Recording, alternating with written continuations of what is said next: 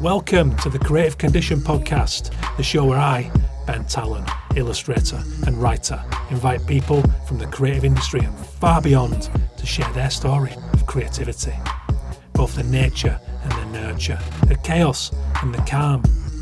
Creativity is a fundamental pillar of human happiness, something I'm increasingly fascinated by and so often misunderstood. So little by little, I hope to build an archive of fascinating stories, experiences and tips to help you maximise yours. The show is supported by Illustration X. Go and take a look at their incredible global range of illustration and animation portfolios now at illustrationx.com. If you like the music for the show, go and listen to Dirty Freud over on Spotify and all good music platforms now. Today is the book Kickstarter campaign for the Creative Condition launches. I'm releasing an exclusive first chapter reading. I hope you enjoy it and I hope you'll consider pledging to get this book off the ground for a March 2024 release. Hello and welcome to the show. How are you doing? I hope you're well. My name is Ben Talon and now things are in motion for the Creative Condition book Kickstarter campaign. That's why I'm here today, and that's why I'm giving you an exclusive chapter from the Creative Condition. Hopefully to whet your appetite and give you a flavour of what's to come. The show is as ever kindly supported by Illustration X, my representative in the illustration world, and also the representative of hundreds of incredibly talented global illustrators and animators, and you can see all of those portfolios now at illustrationx.com. How are you doing, guys? I was absolutely shell-shocked by the first day of the Kickstarter campaign. And a few friends, when I said this, flagged up the fact that I have been supporting and championing, trying to educate about creativity for, well, a decade now. 7 years on this podcast, 10 years since the start of my charity campaign, exploring the emotional benefits of artistic expression with Calm, the campaign against living miserably. And I've done it for very little. I get a little sponsorship from Illustration X and I've had a little bit more along the way, but it's only ever covered costs. So I do this stuff as a complete labour of love. And I guess with the noise of the internet, I expected this thing just to kind of come out, maybe get a little initial tickle of love and then just sink, I think that's the pessimism with all the digital noise and the din out there that we have. So when I got near a third on day one of my target goal of £9,000 to produce this book independently, I was completely flabbergasted by that. And like I said, the friends weren't exactly surprised for those reasons, but there's a modesty, there's a certain imposter syndrome, I think, that comes about, and we've talked about that, a lot on the show. So a massive thank you if you're a part of those who pledged or anyone who shared or given this show some love over the years, because it is my cause, it is my life's cause, not just my career. My life has been illuminated by creativity and by the relationships and the career I've been able to enjoy through my love of creativity and my exploration of it. And that's why I do the show, and that's why I want to do more with this model. So I'm here today to read you an exclusive chapter as a bonus episode of the podcast. I hope you enjoy it. I hope it's of some use, and I do hope it whets your appetite, and I hope you'll consider pledging to the Kickstarter. You can head there now to any of my social channels or LinkedIn and find the information that you need. There are prints, exclusively foiled prints by Foilco. There are paperbacks, there are ebooks, there are book bundles with champagne and wax crayons. There's so much out there. But without further ado, here is the chapter from The Creative Condition by me, Ben Talon. Part 1, Bigger Than Art. Chapter 1, What is Creativity? It would be very arty of me to launch into a book about creativity without confronting the monster question, what is creativity? It starts with human consciousness, a result of a three-way collision of self-awareness, curiosity, and our innate need to impose order on the world around us. I adored psychologist Mihai Csikszentmihalyi summation of consciousness in the 1990 book Flow. The function of consciousness is to represent information about what is happening outside and inside the organism in such a way that it can be evaluated and acted upon by the body.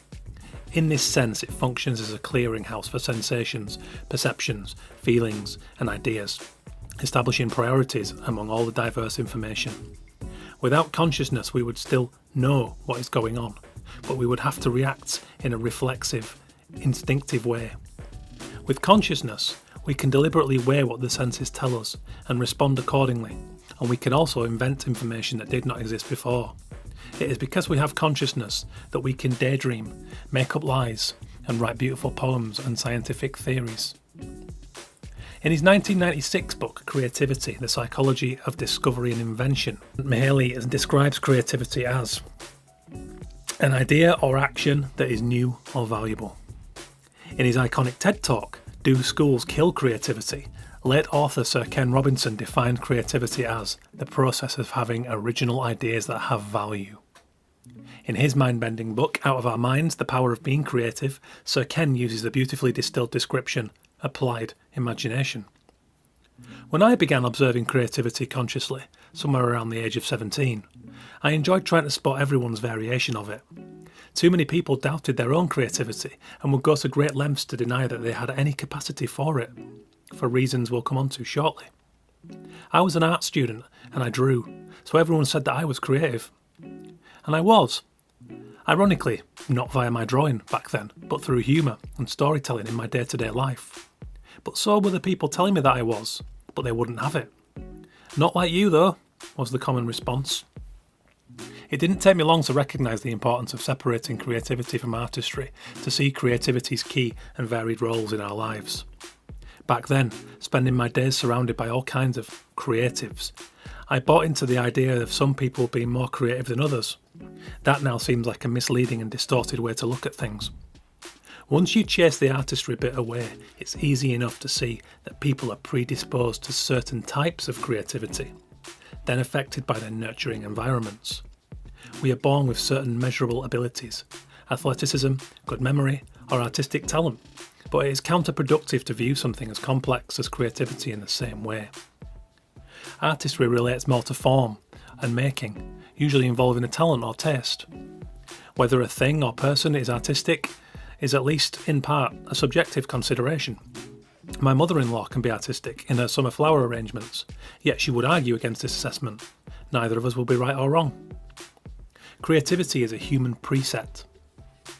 Legendary record producer Rick Rubin beautifully captures this idea in his book, The Creative Act, A Way of Being. Attuned choice by attuned choice, your entire life is a form of self-expression. You are a creative being in a creative universe, a singular work of art.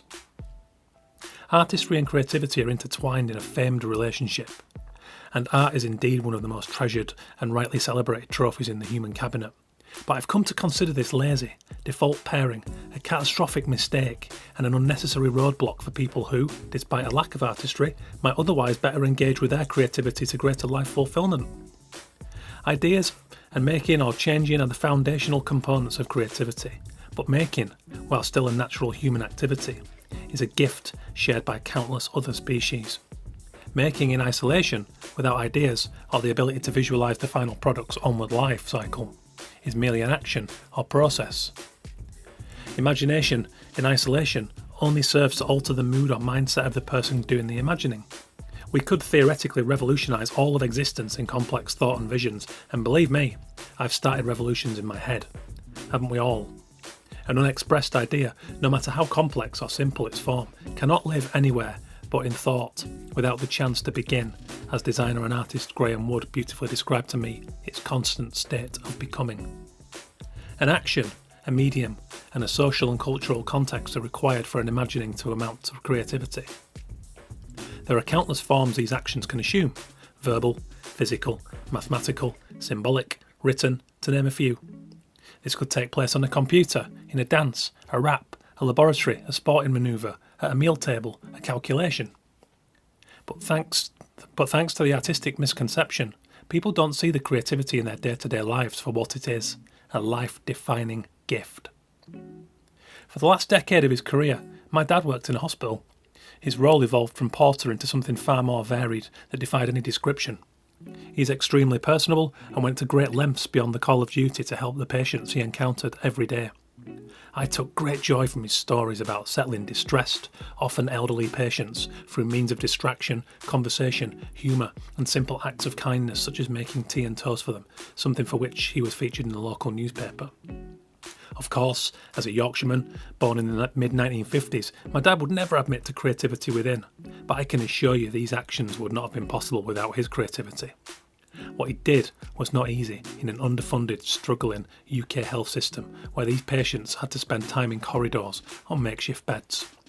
In particular, it called on another foundation of creativity, innovation, as he made the best of what he had to work with. In every waking hour of our lives, humans consume the world around us consciously and subconsciously via the senses, internally process this information and, through our individualised filters, form and express ideas through actions. It is at that point of expression that we create. We are creative. There is no subjectivity here, no argument to be had.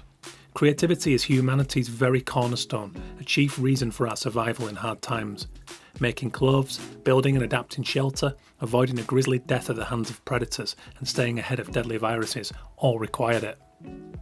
I'm a very social person and I've benefited from an extremely varied abundance of friendships and acquaintances. The ones who lack any belief that they are creative are often just as, and sometimes more creative than the artists or designers in my life.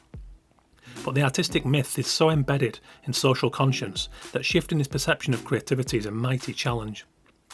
We can all be practical, we can all be creative, but to what degree is determined by our individual nature and nurture. Yet we continue to attribute creativity, the more glamorous and glorified of the two, to those who wow us with artistry. Even if we tried not to create in our lives, we would fail, or die, or suffer in some way because the physical world in which we live is constantly changing. We must always adapt.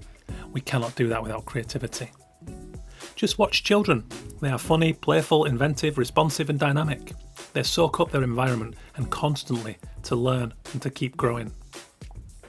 They do not place barriers between the things in their world that interest, amuse and excite them, or box ideas into rigid categories like adults tend to. I'll discuss Leonardo da Vinci later in this book, but suffice to say he was one of the greatest polymaths of all time, who recognised the need to maintain this childlike curiosity and fearlessness to traverse far and wide across fields and schools of thought as he studied the world around him. Sadly, the structure of our societies, education systems and economies render him an extreme outlier, and it's hard to overstate how tragic that is. The following excerpt is from Sensitive, The Power of a Thoughtful Mind in an Overwhelming World by Jen Granneman and Andre Solo. I found it particularly pertinent to the importance of regarding creativity completely separate from the arts. Wired to make connections between vastly different concepts, the sensitive mind can blend frames of reference without ever leaving home. Sensitive people are perhaps the ultimate polymaths, thinking not in terms of science or poetry or lived experience or hopes and dreams, but in terms of the themes that run across them all. Many sensitive people speak this way too, readily offering metaphors and linking different topics to make a point. This creativity doesn't operate alone. It is built on the next three gifts of sensitivity: sensory intelligence, depth of processing, and depth of emotion, which together add up to a creative mind. We do not grow out of these childhood instincts to explore as we reach our adulthood, but it gets so much harder to act upon them. Stifling something so fundamental to what we are, which capitalism makes it easy for us to do, causes creative inertia, or, worse, deep unhappiness. Rod Tweedy, writing in Red Pepper, uses political theorist Karl Marx as a great example of this. For me, the key concern of Marx, and one that is constantly neglected or misunderstood, is his view on the centrality and importance of human creativity and productivity. Man's colossal productive power, as he calls it. Marx refers to this extraordinary world transformative energy and agency as our active species life, our species being, our physical and spiritual energies.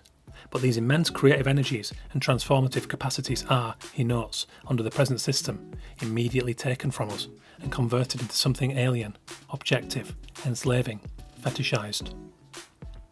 Capitalism is not conducive to creativity on a broad scale. We have to hustle and scratch and claw to make a living in increasingly unstable economies. And when all is said and done each day, each week, we are left in a drained state, dozing off in front of the TV in the evenings, kicking that project or idea or desire down the road to the gradual detriment of the soul. But external factors are ever present in life, in any system or environment. They shape our decision making, our confidence, and our ability to follow the heart, and it's a constant battle to find our way. But this isn't something we should waste time complaining about. The responsibility to fight for the conditions to be creative on our own terms is ours alone. It's a strange thought that we have to be creative to create the time to be creative. We can't just bemoan our misfortune and give up. Even if we had our perfect vision of creative bliss realised, would it really be everything? In utopia, without cause and grievance, I don't believe creativity would flourish the way it does with a balance of adversity and beneficial circumstances. I think we've become bored quite quickly. But let's not get too deep too early. To return to my point, understanding creativity in humans, seeing what it is, was, and can be, is an astoundingly big void in social conscience. It's really quite simple. Dicey jokes, ridiculous suggestions, problems solved in unexpected ways, anecdotes, doodles, written lines, a child's moving of an action figure from one place to another according to the imagined narrative, a nod in the direction of a person, an annoying raise of the eyebrow to communicate an idea to a friend, a tactic to divert a child from a risky situation, all potential acts of creativity. I have always encouraged and teased creativity out of people, because, whether unknowingly or knowingly, when they create, they are illuminated. Those who experience the creativity of another get to bask in their glow. This could be a Hollywood movie, or a child feeling the vibrant energy of a grandparent helping them solve a puzzle. Creativity is the inevitability of our self-awareness, the very thing that makes us unique in the animal kingdom. Without creativity, we'd just be slightly sexier chimps. Creativity gives colour to the human path through life. Without it, we'd just spend our lives solving the next problem, and as self-aware creatures, we require more than this in order to be happy and fulfilled. Without creativity, our quality of life fades and looks like a book left out in the sun too long. The entwining of artistry and creativity has contributed to the often marginalised role of creativity in education and social systems. If it were prioritised, as it ought to be, surely more of us would think independently and question the world around us with persistence and intensity, seeking to innovate and improve it, calling upon our imaginations. Instead, we judge what little we understand of ourselves with exams, salaries, the opinions of others, and social media popularity, and await sentencing according to the demands of the economy and expectations of others, long before we've had the chance to access our creativity and learn how to make better decisions for fulfilment on our own terms. Thank you very much for listening, guys. I hope you enjoyed that first chapter excerpt, setting the stage and exploring the idea of what creativity is, the monster question. As I've mentioned in some of the social posts, this book really did push me to my intellectual limits as somebody who was screamingly average at school because I never engaged with something that I felt passion for beyond the occasional bit of writing in English or art or sport. This was unusual to me, to really commit to research of something and really get under the skin of such a monster topic like creativity. But I've really become passionate about it and I loved it. And you might have noticed that reflected in the podcast guests, which, are increasingly broad ranging. From scientists to firefighters to ex-convicts, have always had interest in human creativity right across the board, not just in the old, artistic depiction of it. So anyway, thank you very much, guys, for listening. I hope you enjoy it. On to the next one. Next show I'm going to be coming up is Julia Hastings, the creative director of Phaidon, as Phaidon are in their 100th centenary year. What an achievement. What a beautiful bibliography from that publisher of art books. I'm sure you've got one on your shelf right now. It's a good show. Julia was a lot of fun to chat to, and you're going to enjoy that one next week. Catch you soon. Please do head over to the Kickstarter and consider contributing. Spread the word. Any help you can offer is greatly, greatly appreciated, guys, because this book means the world to me and I really want to make it reality. And I need your help to do so. Big thank you to the sponsor of the show, Illustration X. You can check them out now, their global roster of artists, illustrators and animators at illustrationx.com. Have a great week, guys. I'll see you on the Kickstarter. Take care.